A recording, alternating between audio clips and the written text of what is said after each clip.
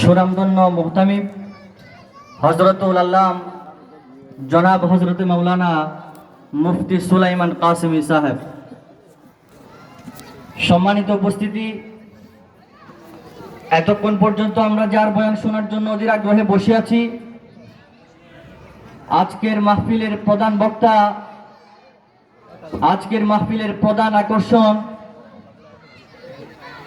বিশিষ্ট ইসলামী চিন্তাবিদ, কোরআন ও হাদিসের অন্যতম যুক্তিবাদী বক্তা, দক্ষিণ চট্টগ্রামের আলোড়ন সৃষ্টিকারী ওয়াইএস হযরতুল আল্লাম জনাব হযরতে মাওলানা মুফতি রিদওয়ানুল কাদের সাহেব হুজুর দামত বরকাতুহুল আলিয়া। আমি হুজুরের গুরুত্বপূর্ণ নসিহত পেশ করার জন্য বা আদব আরজ করছি।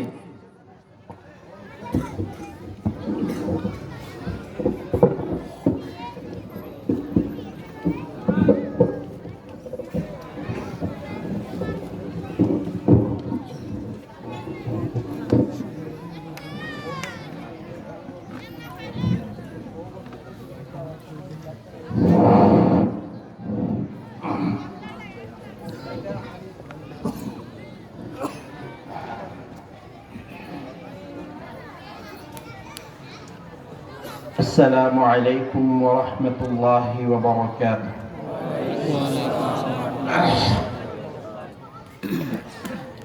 الحمد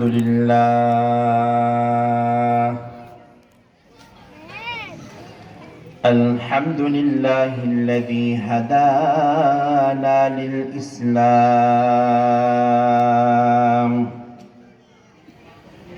الذي نزل القرآن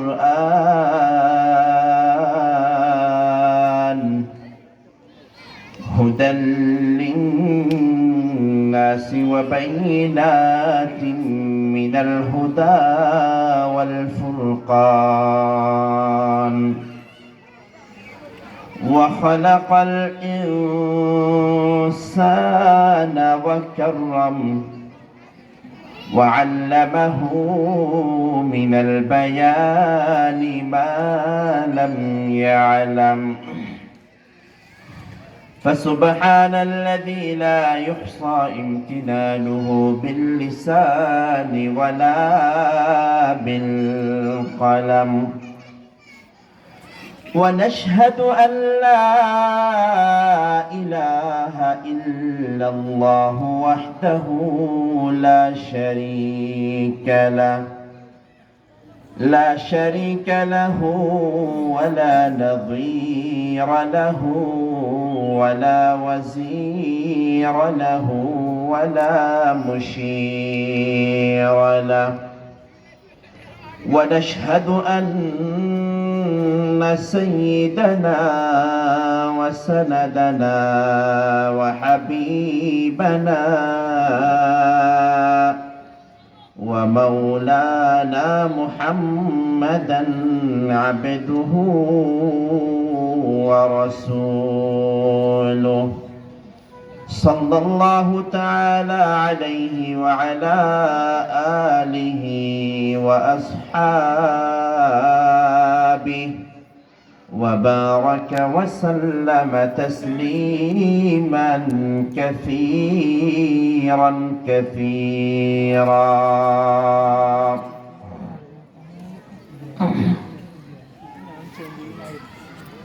أما بعد، فأعوذ بالله من الشيطان الرجيم. بسم الله الرحمن الرحيم. إنما المؤمنون الذين إذا ذكر الله وجلت قلوبهم وإذا تليت عليهم آياته زادتهم إيمانا وعلى ربهم يتوكلون. إلى آخر الآية. صدق الله مولانا العظيم وصدق رسوله النبي الكريم، ونحن على ذلك لمن الشاهدين والشاكرين، والحمد لله رب العالمين.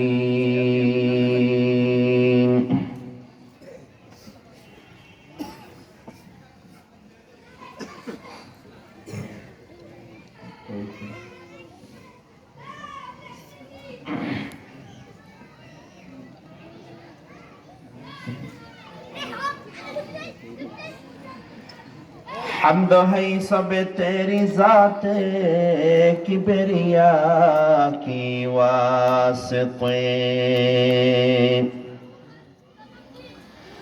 حمد ہے سب تیری ذات کبریا کی واسطے، اور درود و نعت ہے ختم الانبیاء کی واسطے،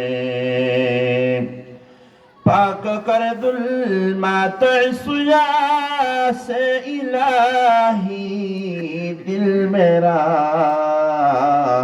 کر منور نور عرفاں سے الہی دل میرا، شرک عصیان و ضلالت سے بچا کر اے کریم، کر ہدایت مجھے کو اب راہ صراط مستقیم، سبحانك لا علم لنا إلا ما علمتنا إنك أنت العليم الحكيم। الحمد لله। কক্সবাজার পৌরসভার অন্তর্গত 7 নম্বর ওয়ার্ড পূর্ব পাহাড়তলী কিশোর ও যুব সংঘের উদ্যোগে আয়োজিত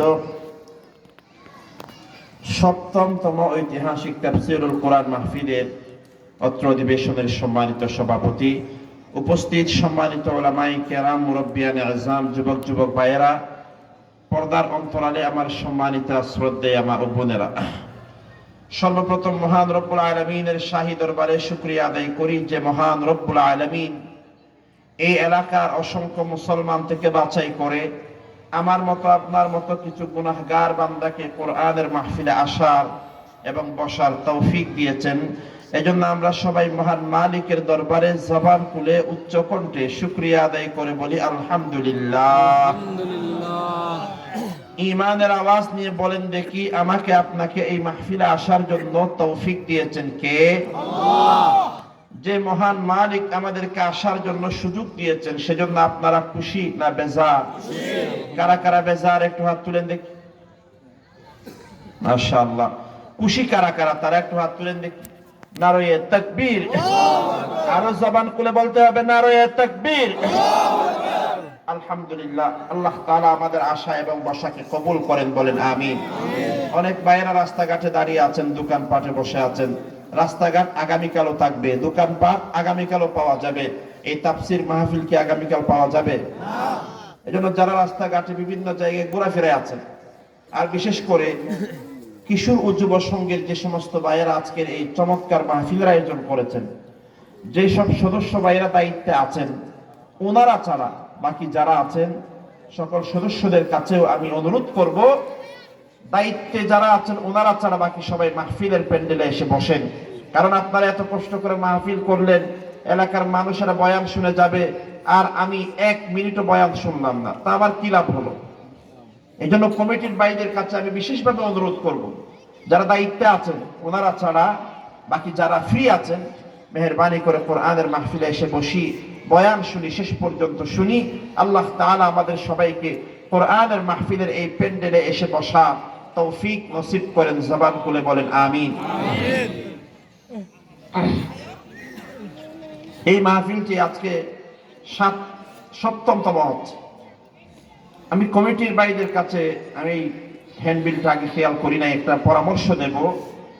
এই হ্যান্ডবিলের উপরে খুব সুন্দরভাবে আরবিতে লেখা আছে বিসমিল্লাহির রহমানির রহিম।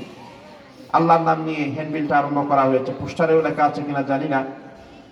তো বলেন, এই যে আজকে যখন মাহফিল শেষ হয়ে যাবে, 1 ঘন্টা পরে 12টার আগে যখন মাহফিল শেষ হয়ে যাবে, এই হ্যান্ডবিলের কোনো ভ্যালু থাকবে আর? এটা আমরা মাটিতে ফেলে দেব। তো বলেন, মাটিতে ফেলে দিলে আল্লাহর নামটা আমাদের পায়ের নিচে পড়বে। তা আপনাদের কি মনে হয়, আমাদের পায়ের নিচে আল্লাহর নামটা পড়লে এটা কি আল্লাহর নামের প্রতি সম্মান হবে না অসম্মান হবে? এই জন্য ওলামায়ে কেরাম বলেন, যেই জায়গার মধ্যে আল্লাহর নাম লিখলে অসম্মান হওয়ার সম্ভাবনা থাকবে, সে জায়গার মধ্যে আল্লাহর নামটা লেখা যাবে না। বরকতের জন্য আপনি কাজ আরম্ভ করার সময় মুখ দিয়ে বিসমিল্লাহ পড়ে নেবেন। কাগজে লিখলে যেমন সওয়াব পাওয়া যায়, মুখ দিয়ে পড়লেও সওয়াব আছে নাকি নাই?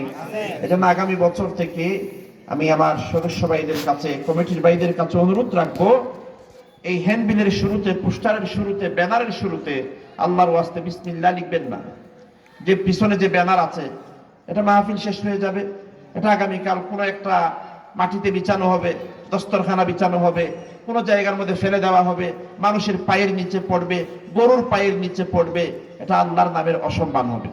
এটা শুধু মাহফিলের পোস্টার না, সামনে নির্বাচন আসবে, নেতাদের জন্য ব্যানার চাপানো হবে, পোস্টার চাপানো হবে, ঈদ আসবে, আমার সাথে নেতার ভালো সম্পর্ক আছে এটা বোঝানোর জন্য নেতার পিছনে যে আমি আছি, হ্যাঁ, এই নেতার সাথে আমার ছবি দিয়ে ব্যানার চাপানো হবে।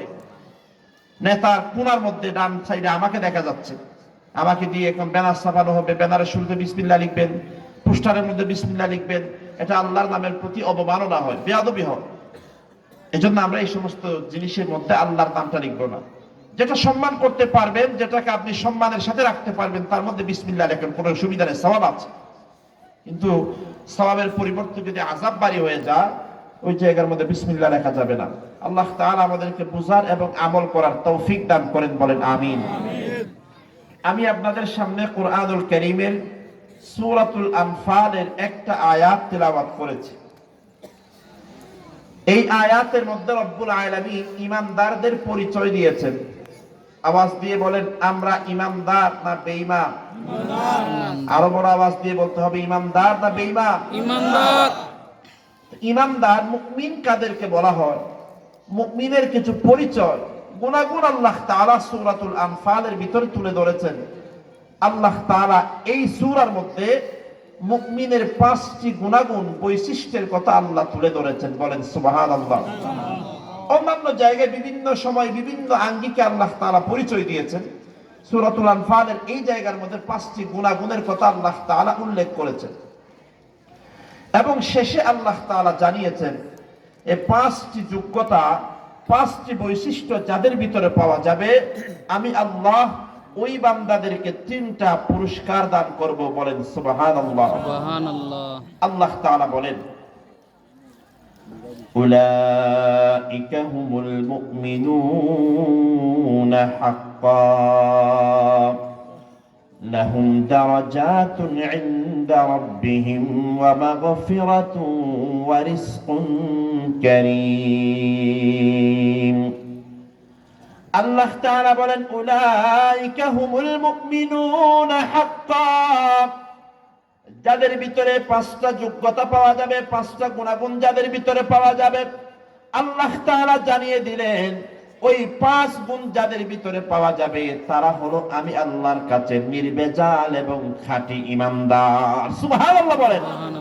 তাদের জন্য আমি আল্লাহ সার্টিফিকেট দিয়ে দিলাম, এরা হলো আমার কাছে নির্ভেজাল ঈমানদার। আর যারা আমার কাছে নির্ভেজাল ঈমানদার হবে, আমি আল্লাহ তাদের জন্য 1টা 2টা নয় 3টা পুরস্কারের ঘোষণা দিলাম। 1 নাম্বার পুরস্কার হলো লাহুম দারাজাতুন ইনদা রাব্বিহিম। 1 নাম্বার পুরস্কার হলো, বান্দা, যেই মানুষের ভিতরে 5টা যোগ্যতা পাওয়া যাবে, আমি আল্লাহ ওই মানুষদেরকে দুনিয়াতেও সম্মানের মালিক বানায়া দেব, পরকালেও চিরস্থায়ী সম্মান এবং ইজ্জতের মালিক বানায়া দেব, বলেন না সুবহানাল্লাহ। সুবহানাল্লাহ। ও কক্সবাজারের মুসলমান, খুব ভালো করে বুঝবেন, দুনিয়ার জমিনে মানুষ লাখ কোটি টাকা খরচ করে সম্মানের মালিক হতে চায়। টাকা খরচ করে, 1000 টাকা নয়, লাখ টাকা নয়, কোটি টাকা খরচ করে ফেলে মানুষ। যেন আল্লাহর বান্দা মেম্বার হতে পারে, চেয়ারম্যান হতে পারে, মেয়র হতে পারে, এমপি হতে পারে, প্রেসিডেন্ট হতে পারে। কিন্তু ভালো করে বুঝবেন, দুনিয়ার জমিনে টাকার মাধ্যমে যেই সম্মান আপনি অর্জন করবেন, এই সম্মানের কোনো গ্যারান্টি নাই। আজকে ক্ষমতার চেয়ারে আছেন তো আপনার সম্মান আছে, ক্ষমতার চেয়ার যখন চলে যাবে আপনার বিন্দু পরিমাণ সম্মান জমিনের মধ্যে আর অবশিষ্ট থাকবে না। ঠিক না বলেন না? এ মুসলমান, তার জ্বলন্ত প্রমাণ আমরা আমাদের চোখ দিয়ে দেখতে পেয়েছি। গত 15 বছর ধরে যারা বাংলার জমিনটারে শাসন করেছিল, বাংলাদেশের মানুষের উপর যারা বিভিন্ন ভাবে জুলুম নির্যাতন করেছিল, 5 আগস্টের পরে যখন তাদের ক্ষমতা যখন শেষ হয়ে গেল, ক্ষমতা শেষ হওয়ার পরে তাদের এমন অবস্থা হয়েছিল, এত বড় বড় প্রধানমন্ত্রী ছিল, প্রেসিডেন্ট ছিল, এমপি ছিল, মন্ত্রী ছিল, ক্ষমতার চেয়ার চলে যাওয়ার পর বাংলার জমিন থেকে তারা সুন্দরভাবে পালিয়ে যাওয়ার সুযোগ পর্যন্ত পায় না। ঠিক না বলেন না? এত বছর ধরে তারা মহাপ্রতাপশালী প্রেসিডেন্ট, প্রধানমন্ত্রী, এমপি, মন্ত্রী ছিল, কিন্তু মুসলমান পালিয়ে যাবার সুযোগটাও পায় নাই। আপনারা দেখেছেন অনেক বড় বড় এমপি, মন্ত্রী, এক বেটার মুখের মধ্যে কত সুন্দর নবীর সুন্নতি দাড়ি ছিল, বুড়া হয়ে গেছে, চেহারার মধ্যে সুন্দর দাড়ি ছিল, নাম সালমান এফ রহমান। বাংলাদেশে বর্তমানে ব্যাংকিং সেক্টরে যেই নৈরাজ্য, মানুষ বিশ্বাস করে ব্যাংকের মধ্যে আমানতের টাকা রেখেছিল, মাথার গাম পায়ের মধ্যে ফেলে যে অল্প পুঁজি মানুষের কাছে ছিল, বিশ্বাস করে টাকাগুলা ব্যাংকের মধ্যে রেখেছিল। কিন্তু বাংলাদেশের ব্যাংকিং সেক্টরে এমন কিছু বিশ্ব ডাকাত ছিল যারা সাধারণ মানুষদের আস্থার জায়গা ব্যাংক থেকে হাজার কোটি টাকা লুটপাট করে পুরো বাংলাদেশের ব্যাংকিং সেক্টরে একটা অরাজকতা এবং অশান্তি তৈরি করেছে। ঠিক না? বড় করে বলেন। এটা তো একটা বিশাল ষড়যন্ত্র। বাংলাদেশে 60-এর চাইতে বেশি ব্যাংক আছে, কিন্তু আপনি জানলে অবাক হয়ে যাবেন, জেনারেল যে ব্যাংকগুলো আছে, সাধারণ ব্যাংক, সুদি কাজ কারবার যেখানে ওপেন ভাবে হয়, ওই সমস্ত ব্যাংকের মধ্যে কোনো সমস্যা হয় নাই। যত সমস্যা সৃষ্টি হয়েছে সব ওই সমস্ত ব্যাংকের মধ্যে যেই ব্যাংকগুলা শরিয়া মতে পরিচালনা করার কথা বলে। বাংলাদেশের নিয়ম মতে তো 100% ব্যাংকের মধ্যে শরিয়া বাস্তবায়ন করা সম্ভব না, এটা জীবনেও সম্ভব না। কারণ আপনি যখন একটা ব্যাংক খুলতে চাইবেন, বাংলাদেশ ব্যাংক থেকে অনুমতি নেবেন, তখন থেকে আপনাকে সুদ দিতে হবে। এখানে বাংলাদেশের কোনো ব্যাংক বলতে পারবে না যে আমরা শতভাগ সুদ মুক্ত ব্যাংকিং পরিচালনা করি, এটা বাংলাদেশে এখনো সম্ভব হয় নাই। তবে কিছু ব্যাংক আছে শতে সব সুদি লেনদেন করে, আর কিছু ব্যাংক আছে তারা চেষ্টা করে যাচ্ছে 100-তে 100 যদি সুদ মুক্ত করাও না যায়, কমপক্ষে 50% করা গেল, চেষ্টা করে যাচ্ছে। তো বাংলাদেশের মানুষের অন্তরে ইসলামের প্রতি এমন ভালোবাসা আছে, যার কারণে দেখবেন অন্যান্য ব্যাংকের মধ্যে কাস্টমার পাওয়া যায় না। ইসলামী ব্যাংক যেগুলো শরিয়া ভিত্তিক পরিচালনা করার দাবি করে, তাদের ব্যাংকের মধ্যে গ্রাহক, প্রচুর গ্রাহক আছে। ইসলামী ব্যাংক বলেন বা ফার্স্ট সিকিউরিটি ব্যাংক যেগুলো আছে, যেগুলো ইসলামী শরিয়া মোতাবেক পরিচালনার কথা বলে, যত সমস্যা হয়েছে সব ইসলামী দ্বারা ব্যাংকগুলোতে এই সমস্যা তৈরি হয়েছে। ঠিক না? বড় করে বলে। কারণ এই সমস্ত জালেমরা ইসলামী ব্যাংকিং এর উপর থেকে যেন সাধারণ মানুষদের আস্থা বিশ্বাস উঠে যায়, মানুষ যেন সুদের কাজ কারবারে ওতপ্রোতভাবে জড়িত হয়ে পড়ে, এমন একটা গভীর ষড়যন্ত্র